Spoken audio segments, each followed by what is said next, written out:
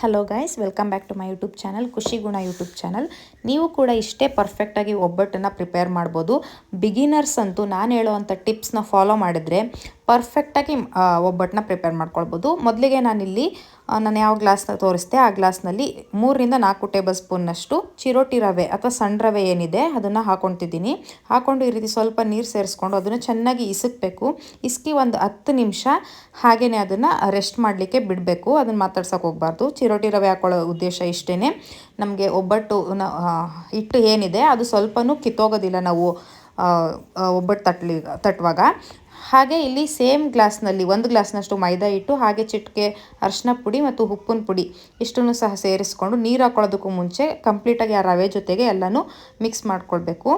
Next ಸ್ವಲ್ಪನೇ ನೀರು ಸೇರಿಸ್ತಾ ಚಪಾತಿ ಹಿಟ್ಟಿಗಿಂತ ಇನ್ನೊಂದು ಸ್ವಲ್ಪ ತೆಳ್ಳಗೆ ಬರೋ ಹಾಗೆ ನಾವು ಮೈದಾ ಹಿಟ್ಟನ್ನ ಕಲಿಸ್ಕೊಳ್ಬೇಕಾಗುತ್ತೆ. ಈ ಕಣಕ ಏನಿದೆ ಇದ್ರ ಮೇಲೇ ನಮಗೆ ಒಬ್ಬಟ್ಟು ಡಿಪೆಂಡ್ ಆಗೋದು.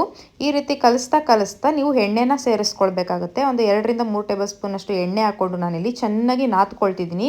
ನೀವು ಹಿಟ್ಟನ್ನ ಎಷ್ಟು ನಾದುತ್ತೀರಾ ಅಷ್ಟು ಚೆನ್ನಾಗಿ ನಿಮಗೆ ಒಬ್ಬಟ್ಟು ಬರುತ್ತೆ. ಸ್ವಲ್ಪನೂ ಸಹ ಕಿತ್ತೋಗೋದಿಲ್ಲ. ಚೆನ್ನಾಗಿ ನಾದ್ಕೊಂಡ ನಂತರ ನೀವು ಒಂದು ಲಾಸ್ಟಲ್ಲಿ ಒಂದು 3-4 ಟೇಬಲ್ ಸ್ಪೂನ್ನಷ್ಟು ಎಣ್ಣೆನ ಹಾಕಿಟ್ಟು ಹಾಗೆಯೇ ಒಂದು 2 ಅವರು ಅದನ್ನು ರೆಸ್ಟ್ ಮಾಡಲಿಕ್ಕೆ ಬಿಟ್ಬಿಡಬೇಕು. ಆ ಎಣ್ಣೆನ ನೀವು ಒಬ್ಬಟ್ಟು ತಟ್ಟುವಾಗ ಯೂಸ್ ಮಾಡ್ಕೊಳ್ಬೋದು. ಅದು 2 ಅವರ್ ನೆನ್ಕೊಳ್ಳೋಷ್ಟೊತ್ತಿಗೆ ನಾವು ಇಲ್ಲಿ ಹೂರಣ ಪ್ರಿಪೇರ್ ಮಾಡ್ಕೊಳ್ಳೋಣ. ಹೂರಣ ಪ್ರಿಪೇರ್ ಮಾಡೋದೂ ಅಷ್ಟೇ ತುಂಬಾ ಇಂಪಾರ್ಟೆಂಟು. ನಾನು ಹೇಳುವಂಥ ಟಿಪ್ಸ್ನ ನೀವು ಫಾಲೋ ಮಾಡ್ಕೊಳ್ಳಿ. ಮೊದಲಿಗೆ ನಾನಿಲ್ಲಿ ಸೇಮ್ ಗ್ಲಾಸ್ನಲ್ಲಿ ನೀವು ಮೈದಾ ಹಿಟ್ಟು ಯಾವ ಗ್ಲಾಸ್ನಲ್ಲಿ ತೊಗೊಂಡಿದ್ರೆ ಅದೇ ಗ್ಲಾಸ್ನಲ್ಲಿ 1 ಗ್ಲಾಸ್ನಷ್ಟು ಕಡಲೆಬೇಳೆನ ಈ ರೀತಿ ಒಂದು 1/2 ಅವರ್ to 1 ಅವರ್ ನೆನೆಸಿಟ್ಕೊಂಡಿದ್ದೀನಿ. ನೆನೆಸಿಟ್ಕೊಳ್ಳೋದು ಉದ್ದೇಶ ಇಷ್ಟೇ, ಸ್ವಲ್ಪ ಬೇಗ ಬೇಯುತ್ತೆ ಅಂತ. ನಮಗೆ ಟೈಮ್ ಇಲ್ಲ ಅನ್ನೋರು ಬೇಕಾದ್ರೆ ಡೈರೆಕ್ಟಾಗಿ ಬೇಯಿಸ್ಕೊಳ್ಬೋದು. ಇಲ್ಲಿ ಕುದಿಯೋ ನೀರಿಗೆ ನಾನು ನೆನೆಸಿಟ್ಕೊಂಡಿರೋಂಥ ಕಡಲೆಬೇಳೆ ಏನಿದೆ ಅದನ್ನು ಸೇರಿಸ್ಕೊಳ್ತಿದ್ದೀನಿ. ಸೇರಿಸ್ಕೊಂಡು ಒಂದು 8-10 ನಿಮಿಷ ಮೀಡಿಯಮಿಂದ ಐ ಫ್ಲೇಮ್ ಇಟ್ಕೊಂಡು ಚೆನ್ನಾಗಿ ಅದನ್ನು ಬೇಯಿಸ್ಕೊಳ್ಬೇಕಾಗುತ್ತೆ. ಅದು ನಮಗೆ ಕಾಳು ಹೇಗೆ ಬೆಂದಿದೆ ಅಂತ ನಮಗೆ ಆದರೆ ಗೊತ್ತಾಗ್ಬಿಡುತ್ತೆ. ಅದು ಕಾಳು ಬಾಯಿ ಬಿಟ್ಕೊಂಡಿರುತ್ತೆ, ಆಗ ಗೊತ್ತಾಗುತ್ತೆ.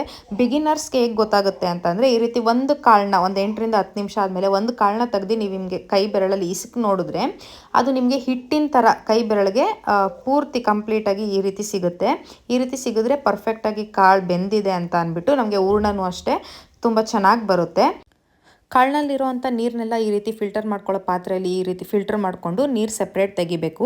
ಸೆಪ್ರೇಟ್ ತೆಗೆದ್ಮೇಲೆ ಬೇಯಿಸ್ಕೊಂಡಿರೋಂಥ ಕಾಳು ಏನಿದೆ ಅದನ್ನು ಈ ರೀತಿ ಒಂದು ದಪ್ಪ ತಳದ ಬಾಣಲಿ ಪಾತ್ರೆ ಇಟ್ಕೊಂಡು ಅದನ್ನು ಸುರ್ಕೊಂಡು ಮೀಡಿಯಮ್ ಫ್ಲೇಮ್ ಅಥವಾ ಲೋ ಫ್ಲೇಮ್ನಲ್ಲಿ ಇಟ್ಕೊಳ್ಬೇಕು. ನೆಕ್ಸ್ಟು ಸೇಮ್ ಗ್ಲಾಸ್, ನೀವು ಯಾವ ಗ್ಲಾಸ್ನಲ್ಲಿ ಕಾಳು ತೊಗೊಂಡಿರ್ತೀರೋ ಅದೇ ಗ್ಲಾಸ್ನಲ್ಲಿ 1.5 ಗ್ಲಾಸ್ನಷ್ಟು ಬೆಲ್ಲ ಹಾಕ್ಕೊಳ್ತಿದ್ದೀನಿ. ಬೆಲ್ಲ ಪೂರ್ತಿ ಅದಕ್ಕೆ ಕರ್ಗೋವರೆಗೂ ನಾವು ಇಲ್ಲಿ ಮೀಡಿಯಮ್ ಫ್ಲೇಮ್ನಲ್ಲಿ ಒಂದು 3-4 ನಿಮಿಷ ಹುರ್ಕೊಳ್ಬೇಕಾಗತ್ತೆ. ಜಾಸ್ತಿ ಹುರ್ಕೊಳ್ಳೋಕೆ ಹೋಗಬೇಡಿ.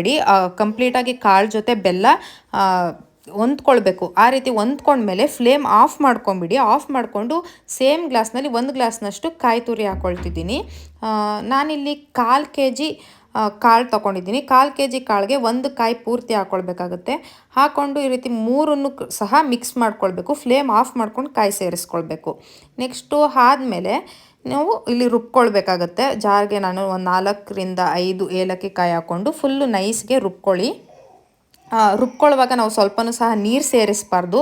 ನೋಡಿ ಈ ರೀತಿ ಪರ್ಫೆಕ್ಟಾಗಿ ನಮಗೆ ಹೂರಣ ರೆಡಿ ಆಗುತ್ತೆ. ನೀರು ಒಂದು ಸ್ವಲ್ಪನೂ ಹಾಕ್ಕೊಳ್ಳೋಕೆ ಹೋಗಬೇಡಿ. ಈ ರೀತಿ ಪರ್ಫೆಕ್ಟಾಗಿ ಹೂರಣ ರೆಡಿ ಆಗುತ್ತೆ. ಅಕಸ್ಮಾತ್ ಏನಾದ್ರೂ ಹೂರಣ ನೀರು ಥರ ತೇವ ಥರ ಅನಿಸಿದ್ರೆ ಒಂದು ನಿಮಿಷ ಬಾಣಲಿಗೆ ಹಾಕ್ಕೊಂಡು ಆ ಹೂರಣ ಏನಿದೆ ಅದನ್ನು ಬಾಡಿಸ್ಕೊಂಡ್ರೆ ನಮಗೆ ಪರ್ಫೆಕ್ಟ್ ಆದ ಸ್ಟಫಿಂಗ್ ಒಬ್ಬಟ್ಟು ಮಾಡಲಿಕ್ಕೆ ರೆಡಿ ಆಗುತ್ತೆ ಹೂರಣ. ನೋಡ್ಬೋದು.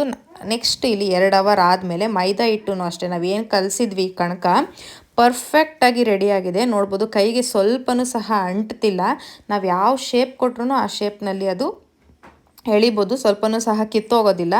ಈ ರೀತಿ ಕೈಗೆ ಅಂಟ್ತಿಲ್ಲ, ಕಿತ್ತೋಗ್ತಿಲ್ಲ ಅಂತ ಅಂದರೆ ಅದು ನಮಗೆ ಪರ್ಫೆಕ್ಟಾಗಿ ರೆಡಿ ಆಗಿದೆ ಅಂತ ಅಂದ್ಬಿಟ್ಟು. ನೆಕ್ಸ್ಟ್ ಇಲ್ಲಿ ಒಬ್ಬಟ್ಟು ತಟ್ಟಲಿಕ್ಕೆ ನಾನು ಈ ರೀತಿಯಾದಂಥ ಕವರ್ನ ಯೂಸ್ ಮಾಡ್ತಿದ್ದೀನಿ.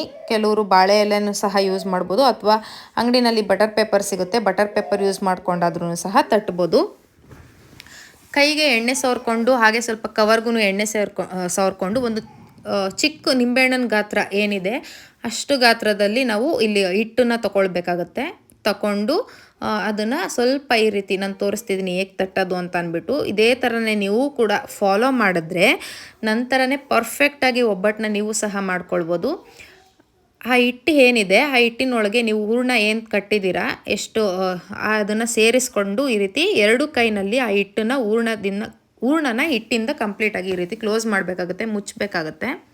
ಮುಚ್ಚಿದ ನಂತರ ನಾನಿಲ್ಲಿ ನಿಮಗೆ ತೋರಿಸ್ತಿದ್ದೀನಿ, ಎರಡು ಥರ ತೋರಿಸ್ತೀನಿ ಯಾವ ರೀತಿ ತಟ್ಬೋದು ಅಂತ ಅಂದ್ಬಿಟ್ಟು. ನಿಮಗೇನಾದರೂ ಈ ರೀತಿ ನಾನು ಡೈರೆಕ್ಟಾಗಿ ಕೈನಿಂದ ತಟ್ತಾ ಇರೋದು ಬಂದರೆ ಈ ರೀತಿನಾದ್ರೂ ಸಹ ನೀವು ತಟ್ಕೊಳ್ಬೋದು, ಅಥವಾ ಇನ್ನೊಂದು ಸೈಡ್ ಕವರ್ ಏನಿದೆ ಅದನ್ನು ಸೇರಿಸಿನಾದ್ರೂ ಸಹ ಈ ರೀತಿ ನೀವು ತಟ್ಬೋದು. ನಾವು ಪರ್ಫೆಕ್ಟಾಗಿ ಹೂರಣ ಮತ್ತು ಹಿಟ್ಟನ್ನ ರೆಡಿ ಮಾಡ್ಕೊಂಡಿರೋದ್ರಿಂದ, ಇಲ್ಲಿ ಚಿರೋಟಿ ರವೆ ಹಾಕಿರೋದ್ರಿಂದ ಎಷ್ಟು ತೆಳ್ಳಗೆ ಎಳೆದ್ರೂ ಸಹ ನಿಮಗೆ ಒಂದು ಸಹ ಕಿತ್ತೋಗೋದೇ ಇಲ್ಲ. ನೋಡ್ಬೋದು ನೀವು ಎಷ್ಟು ತೆಳ್ಳಗೆ ಎಳೆದ್ರೂ ನಾನು ಕಿತ್ತೋಗ್ತಿಲ್ಲ. ನಿಮಗೆ ಈ ರೀತಿ ತಟ್ಲಿಕ್ಕೆ ಬರಲಿಲ್ಲ ಅಂತ ಅಂದರೆ ಈ ಲಟ್ಟಣಿಗೆ ತೊಗೊಂಡು ಜಾಸ್ತಿ ಪ್ರೆಷರ್ ಕೊಡಬೇಡಿ, ಸ್ಮೂತಾಗಿ ಈ ರೀತಿ ನೀವು ಹಿಂಗೆ ತಳ್ಕೊಂಡ್ರೆ ಎಷ್ಟು ಅಗ್ಲಕ್ಕೆ ಬೇಕಾದರೂ ಎಷ್ಟು ತೆಳ್ಳಗೆ ಬೇಕಾದ್ರೂ ನೀವು ಒಬ್ಬಟ್ಟನ್ನ ತಟ್ಕೊಳ್ಬೋದು. ನೆಕ್ಸ್ಟ್ ನಾನಿಲ್ಲಿ ತವ ಕಾಯಕ್ಕೆ ಇಟ್ಕೊಂಡಿದ್ದೆ. ಮೊದಲನೇ ಒಬ್ಬಟ್ಟಾಗಿರೋದ್ರಿಂದ ಇಲ್ಲಿ ನಾನು ಎಣ್ಣೆ ಹಾಕ್ಕೊಳ್ತಿದ್ದೀನಿ, ಇಲ್ಲ ಅಂದರೆ ಎಣ್ಣೆ ಹಾಕ್ಕೊಳ್ಳೋಂಥ ಅವಶ್ಯಕತೆ ಇಲ್ಲ. ತವ ಕಾದ ನಂತರ ನೀವು ಕೈಗೆ ಸ್ವಲ್ಪ ಈ ರೀತಿ ಕವರ್ನಿಂದ ಒಬ್ಬಟ್ಟು ತಟ್ಟಿರೋ ಒಬ್ಬಟ್ಟು ಏನಿದೆ ಅದನ್ನು ಬಿಡಿಸ್ಕೊಳ್ಳಿಕ್ಕೆ ಕೈಗೆ ಕಂಪ್ಲೀಟಾಗಿ ಎಣ್ಣೆ ಸವರ್ಕೊಳ್ಳಿ. ಎಣ್ಣೆ ಸವರ್ಕೊಂಡು ಈ ರೀತಿ ಬಾಯಿಂದ ಸ್ವಲ್ಪ ಉಫ್ ಅಂತ ಉರ್ಬಿದ್ರೆ ಅದು ನಿಮ್ಮ ಕೈ ಮೇಲೆ ಈಸಿಯಾಗಿ ಬಂದುಬಿಡುತ್ತೆ. ನೋಡಿ, ಕೈಯಿಂದನೂ ಅಷ್ಟೇ, ಕೈಗೆ ಎಣ್ಣೆ ಸವರಿರೋದ್ರಿಂದ ತವದ ಮೇಲೂ ಈಸಿಯಾಗಿ ಬರುತ್ತೆ. ತವದ ಮೇಲೆ ಹಾಕಿದ್ಮೇಲೆ ನೀವು ಟಚ್ ಮಾಡೋಕ್ಕೆ ಹೋಗಬೇಡಿ. 1 ನಿಮಿಷ ಲೋ ಅಥವಾ ಮೀಡಿಯಮ್ ಫ್ಲೇಮ್ನಲ್ಲಿ ಒಂದು ಸೈಡ್ ಈ ರೀತಿ ಕಂಪ್ಲೀಟಾಗಿ ಬೇಯಿಸಿದ ಮೇಲೆ ನೀವು ರೊಟೇಟ್ ಮಾಡ್ಕೊಳ್ಬೇಕು. ರೊಟೇಟ್ ಮಾಡಿಕೊಂಡ್ರೆ ನಿಮಗೆ ಕಂಪ್ಲೀಟಾಗಿ ಎರಡು ಸೈಡೂ ನಾನು ಎಷ್ಟು ತೋರಿಸ್ತಿದ್ದೀನಿ ಅಷ್ಟು ಬೇಯಿಸ್ಕೊಂಡ್ರೆ ನಮಗೆ ಪರ್ಫೆಕ್ಟಾಗಿ ಹೋಟೆಲಲ್ಲಿ ಮಾಡಿದಾಗೇ ಒಬ್ಬಟ್ಟು ಇಲ್ಲಿ ರೆಡಿ ಆಗುತ್ತೆ. ನೀವು ಕೂಡ ಇಷ್ಟೇ ಪರ್ಫೆಕ್ಟಾಗಿ ಒಬ್ಬಟ್ಟನ್ನು ಪ್ರಿಪೇರ್ ಮಾಡ್ಬೋದು. ನಾನು ಹೇಳಿದಂಥ ಟಿಪ್ಸ್ನ ನೀವು ಫಾಲೋ ಮಾಡಿದ್ರೆ. ನಿಮಗೇನಾದರೂ ಈ ವಿಡಿಯೋ ಇಷ್ಟ ಆಗಿದ್ದಲ್ಲಿ ಲೈಕ್ ಮಾಡಿ, ಶೇರ್ ಮಾಡಿ, ಹಾಗೆ subscribe to Khushi Guna YouTube channel. Recipe try ಮಾಡಿದ್ದಲ್ಲಿ ಕಮೆಂಟ್ ಬಾಕ್ಸ್ನಲ್ಲಿ ತಿಳಿಸಿ. Thank you.